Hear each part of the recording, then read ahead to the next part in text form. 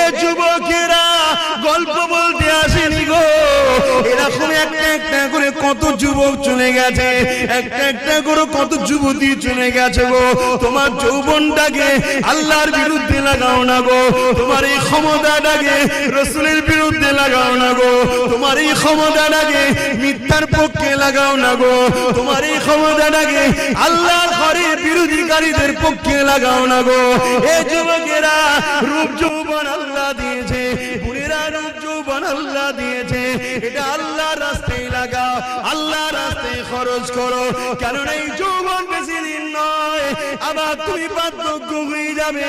এই বয়সে যে বেশি বেশি করে ইবাদত করো, আল্লাহকে সিজদা দাও, রোজা রেখে রেখে জিন্দেগি কাটা, কোরআন তেলাওয়াত করে করে যদি কাটা, রাসূলের মাহফিলে গিয়ে গিয়ে যদি কাটা, হালাল ইনকাম করে করে যদি কাটা, কারণ হালাল ইনকাম করাটা ইবাদত। গরিব এতিমদেরকে দান খায়রাত করে করে যদি কাটা, কোন মানুষ বিপদে পড়েছে তাকে অর্থ যদি দিতে নাও পারো গো, শরীরে মেহনত করে তার যদি সহযোগিতা করতে পারো গো।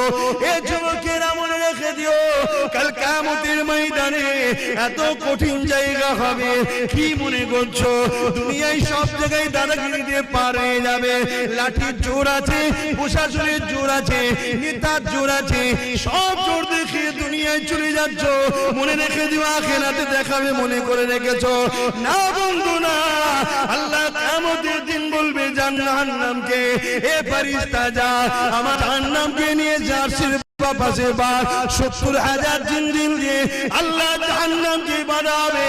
আল্লাহ পাকের এক একটা জিনজিলেতে ওই জিনজিলে ৭০,০০০ বাঁধা হবে, এক একটা জিনজিলে ৭০,০০০ করে ফেরেশতা ধরে রাখবে, জাহান্নামকে ধরে রাখতে পারবে না গো।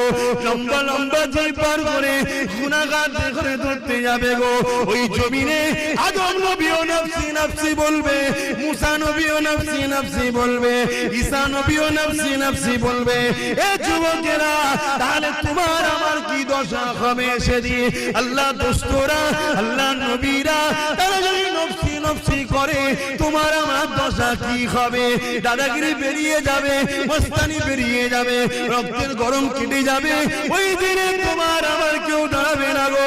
হ্যাঁ, দুনিয়ায় যদি তুমি নবী নবী করো, তোমার চরণে নবী, তোমার কথাতে নবী, তোমার লিবাসে নবী, তোমার ব্যবসায়ী নবী, সব জায়গায় যে তুমি নবীকে রাখতে পারো, চিন্তার কোনো কারণ নেই। ওই কিয়ামতের দিনে নবী মুহাম্মদ তোমাকে জান্নাতে নিয়ে যাবে। একটু ত্যাগ স্বীকার করো আমার সোনার ভাইরা, আমার যুবক ভাইরা, আমার বোনেরা, একটু ত্যাগ স্বীকার করো। আরে নবী আমার দুনিয়া জমিনে সে শিক্ষা যা দিয়েছে ওইটাকে আমাদেরকে মেনে চলতে হবে। নাজাত যদি পেতে চাও, এই দুনিয়ায় ইহুদি কি করছে, খ্রিস্টান কি করছে, নাসারা কি করছে, কে কি করছে আমার দেখার দরকার নাই, তোমারও দেখার দরকার নাই। তবে তুমি যদি ইমানদার হও, তোমার জীবনের একটাই লক্ষ্য থাকবে, কোরআন শরীফ আর সুন্নাতে রাসূল। আমার কোরআন হলো আল্লাহর বাণী, আর রাসূল হলো যেটা করেছে সুন্নাত। ওই কোরআন অনুযায়ী নবী যা করেছে। এ যুবকেরা, তরুণেরা, বাপেরা, তাহলে পরকালের জীবনটা তোমার আমার জন্য আল্লাহ পাক চির শান্তি জান্নাত দেবে। সবকিছুই আল্লাহ দেয়। পরীক্ষা করার জন্য ফেরাউন এসেছে, নমরুদ এসেছে, সাদ্দাত এসেছে, আবু জেল এসেছে, উদবা এসেছে, সাইবা এসেছে, আবু সুফিয়ান এসেছে, হিটলার এসেছে, আরো কত কত আজও আছে, কালো থাকবে। পরীক্ষার জন্য অনেককে আল্লাহ পাঠায়, কিন্তু আমাদের লক্ষ্য একটাই থাকবে, কি? আল্লাহ যেদিকে খুশি। আর আল্লাহ খুশি কার কথা মানলে? জোরে বলুন।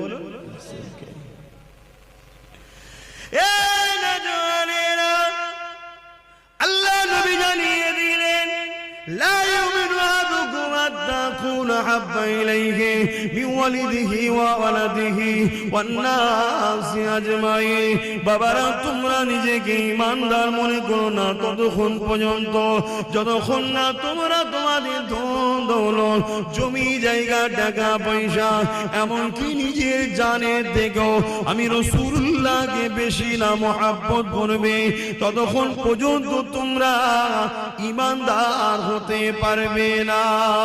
এ যুবকেরা, ঈমান ছাড়া কখনো জান্নাতে যাওয়া যাবে না। ঈমান কি জিনিস? এক কথাই হলো জীবনের সব কিছু থেকে আল্লাহ আল্লাহ রাসূলকে বেশি ভালোবাসা। পারবে তো? জীবনের সব কিছু থেকে আল্লাহ আল্লাহ রাসূলকে বেশি ভালোবাসা। ঘরে যাবেন, যে আয়নার সামনে দাঁড়াবেন, দাঁড়িয়ে জিজ্ঞেস করবেন, হ্যাঁ আয়না, আয়নাটা ছবি পড়বে না, ওকে জিজ্ঞেস করবেন তুই সব কিছুর থেকে কাকে বেশি ভালোবাসিস? যদি তোর আয়নার ছবি বলে যে আল্লাহকে ভালোবাসিস, জানবেন ঠিক জায়গায় আছে। কেন মানুষ সবাইকে ধোঁকা দিতে পারে, নিজের মনকে কখনো ধোঁকা